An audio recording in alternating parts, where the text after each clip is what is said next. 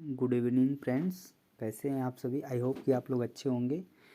और दोस्तों हम लोग प्रैक्टिस सेट आज का नवा करने वाले हैं, जो आपका ईवीएस का प्रैक्टिस सेट होगा। दोस्तों अभी आज हमने आज ही सुबह में प्रैक्टिस सेट 8 किया है, जो कि सीडीपी का था और जो आपके परीक्षा के दृष्टिकोण से बहुत ही महत्वपूर्ण होने वाले हैं। दोस्तों जितने भी प्रैक्टिस सेट मैं करा रहा हूँ सभी प्रीवियस ईयर क्वेश्चन पेपर हैं दोस्तों, जो कि आपको इससे क्या होगा कि आप क्या कर पाएंगे, प्रैक्टिस एक तो कर ले रहे हैं, आपका टाइम मैनेजमेंट के लिए फ़ायदा होगा।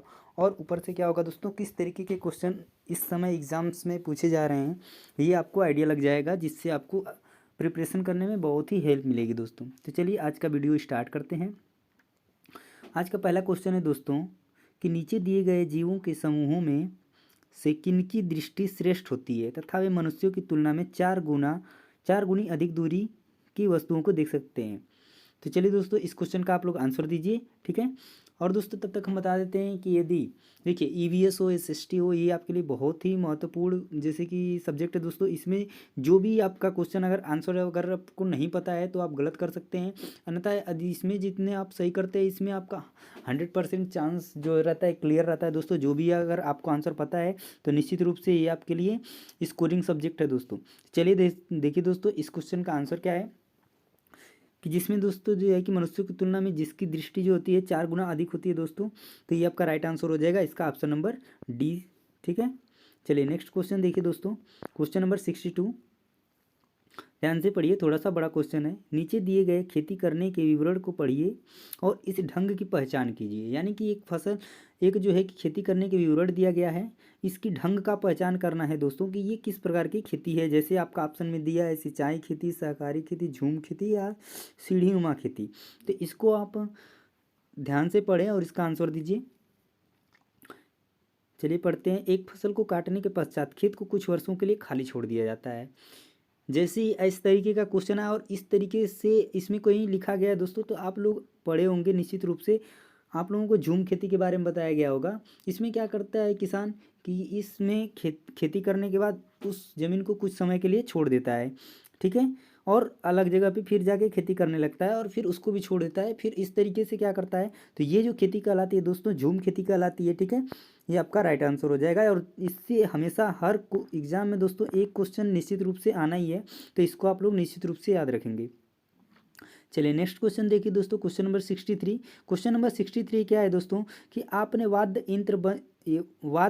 यंत्र बीन को बजाता है तो सांप उसकी ध्वनि पर अपने सिर को इधर उधर घुमाता है। आपके विचार से सांप वाद्य यंत्र के प्रति अनुक्रिया कैसे कर रहा है? दोस्तों जब भी आप लोग जानते होंगे कि सांप के बारे में बताया जाता है कि वो बीन बजाने पे क्या करता है, डांस करता है दोस्तों। तो ऐसा नहीं है, वो किस लिए डांस कर रहा है दोस्तों, ये अपने सिर को इधर उधर क्यों घुमा रहा है, ये आपके विचार से क्या है दोस्तों। तो ऑप्शन देखिए, उस वाद्य यंत्र की गति को देखकर, उस वाद्य यंत्र द्वारा उत्पन्न कंपनों के प्रति अनुक्रिया करके, या उस वाद्य यंत्र को सूंघकर, या ध्वनि को सुनकर। तो बता दिया जाए दोस्तों, उसके कान तो होते नहीं हैं, ठीक है, और सुनता भी नहीं है दोस्तों।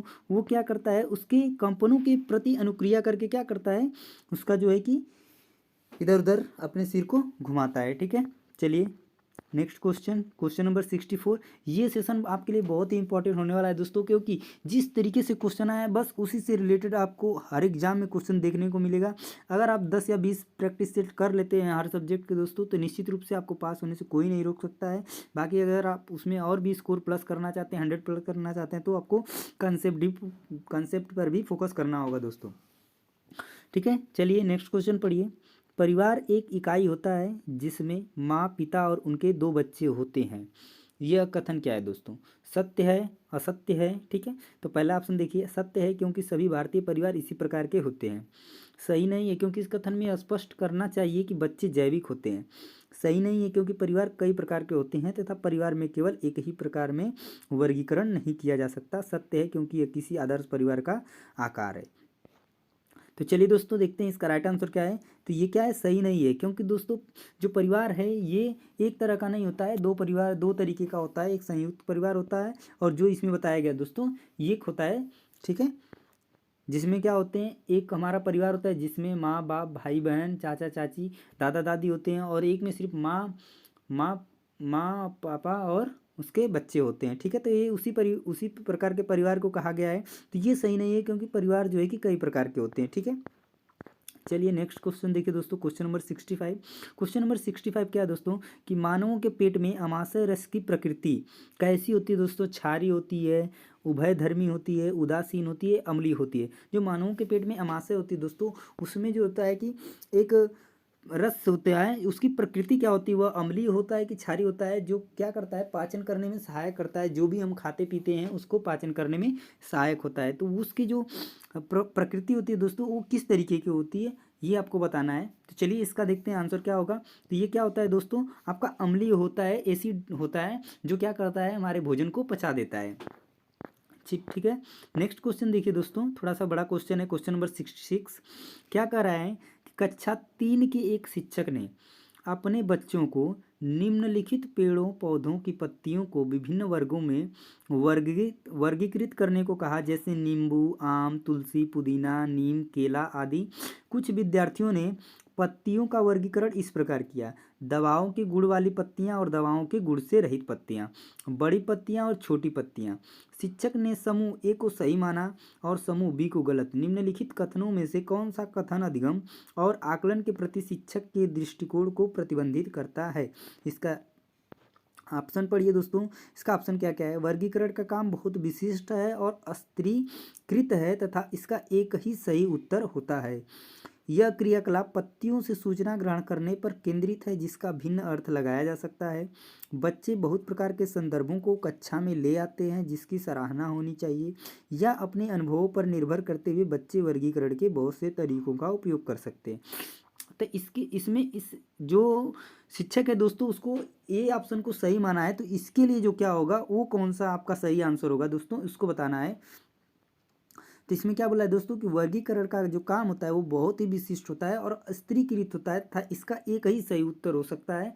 इसलिए इसका राइट आंसर जो हो जाएगा, ऑप्शन नंबर ए हो जाएगा दोस्तों।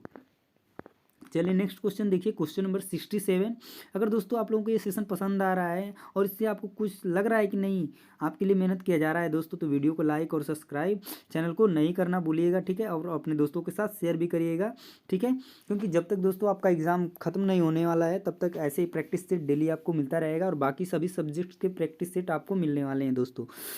चलिए क्वेश्चन पढ़िए। पर्यावरण अध्ययन की अपनी कक्षा में समूह क्रियाकलाप का निर्माण करते हुए आप निम्नलिखित विचारों में से किन का ध्यान रखेंगे? देखिए दोस्तों, तो बोल रहा है पर्यावरण अध्ययन की अपनी कक्षा में, ठीक है, समूह क्रियाकलाप का आप निर्माण करते हुए कौन सी बातों का ध्यान रखना चाहिए आपको, इसके बारे में बताना है। तो देखिए इसमें ऑप्शन भी दे रखा है। एक क्या है कि बच्चों की रुचियों का ध्यान हो, बिल्कुल सही बात है। लड़कों और लड़कियों को समान रूप से रुचिकर लगे, ये भी सही है। इसमें मूल्यवान सामग्री लगी हो, ये कोई ज़रूरी नहीं है दोस्तों। और सभी धार्मिक और सांस्कृतिक पृष्ठभूमि को बच्चों को रुचिकर लगे, ये सही है।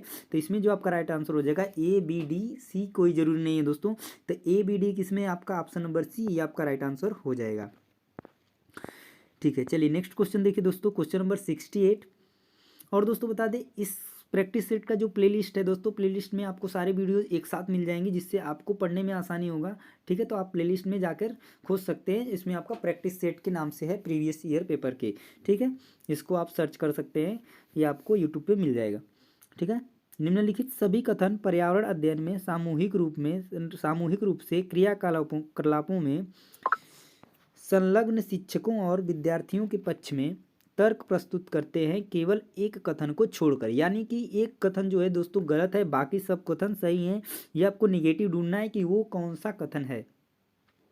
तो कौन सा है दोस्तों? दिया है कि प्रौढ़ों के समर्थन से बच्चों को अपनी क्षमता से अधिक ज्ञान के निर्माण में सहायता मिल सकती है।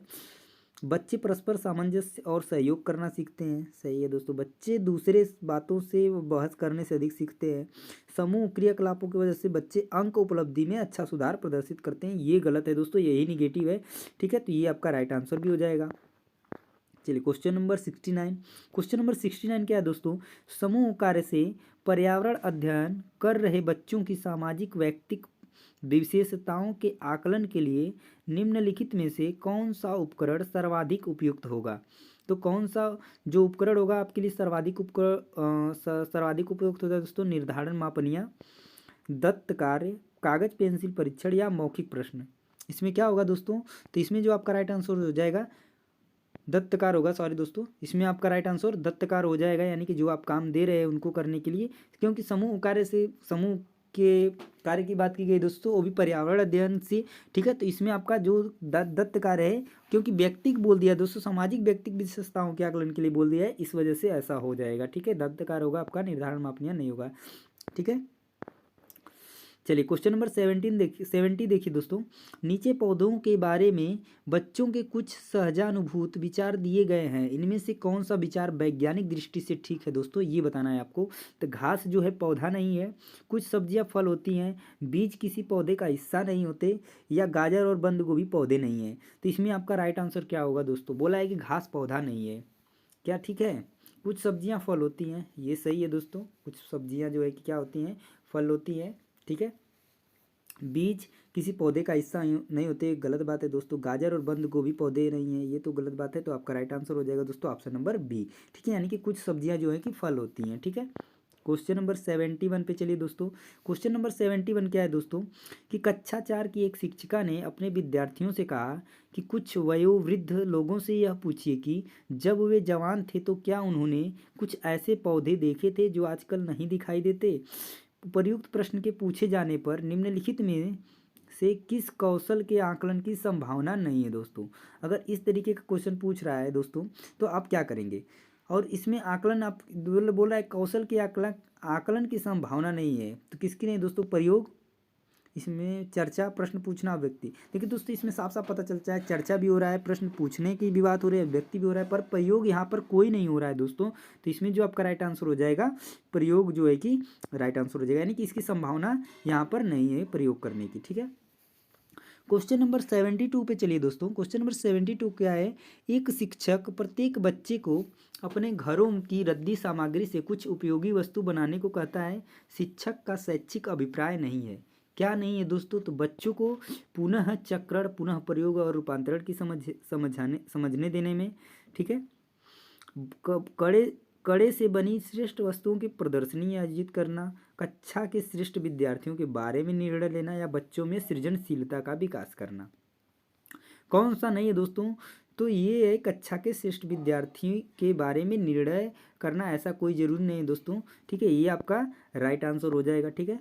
चलिए नेक्स्ट क्वेश्चन चलते हैं दोस्तों। क्वेश्चन नंबर 73, निम्नलिखित प्रश्नों को पढ़िए। मैंने क्रियाकलाप की योजना कितनी अच्छी बनाई, मैंने योजना का अनुसरण कितना अच्छा किया, या मेरी शक्तियाँ क्या थी, मुझे सचमुच कठिन क्या लगा। ऊपर दिए गए 4 प्रकार के प्रश्नों के उत्तर से क्या होगा? शिक्षकों का स्वयं आकलन, बच्चों और शिक्षकों दोनों का स्व आकलन, शिक्षक द्वारा समग्र आकलन, या बच्चों का स्व आकलन। इसमें आपका राइट आंसर हो जाएगा दोस्तों, इसमें बच्चों और शिक्षकों दोनों का स्व आकलन हो रहा है, ये आपका राइट आंसर हो जाएगा, ठीक है। क्वेश्चन नंबर 74 दोस्तों देखिए, पर्यावरण अध्ययन की पाठ्य पुस्तक में प्रयुक्त भाषा जो है कि किस तरीके की होनी चाहिए दोस्तों? तो रूखी और बच्चों के द्वारा समझने में कठिन नहीं दोस्तों। अगर रूखी होगी और बच्चों के द्वारा समझने में कठिन होगी तो बच्चे कैसे आसानी से पढ़ पाएंगे? तो ये आपका सही नहीं होगा दोस्तों। परिभाषाओं पर बल देते हुए औपचारिक बनाई जानी चाहिए, तकनीकी और औपचारिक होनी चाहिए, बच्चे के दिन प्रतिदिन की भाषा से संबंध होनी चाहिए। ये आपका सबसे अच्छा ऑप्शन है दोस्तों, सबसे पॉजिटिव है ये, और यही आपका राइट आंसर भी हो जाएगा, ठीक है। नेक्स्ट क्वेश्चन देखिए दोस्तों। क्वेश्चन नंबर 75, एक शिक्षक अपने विद्यार्थियों को विभिन्न पशुओं के चित्र देता है और उन पशुओं पर रंग भरने को कहता है जो हमारे घरों में नहीं रहते।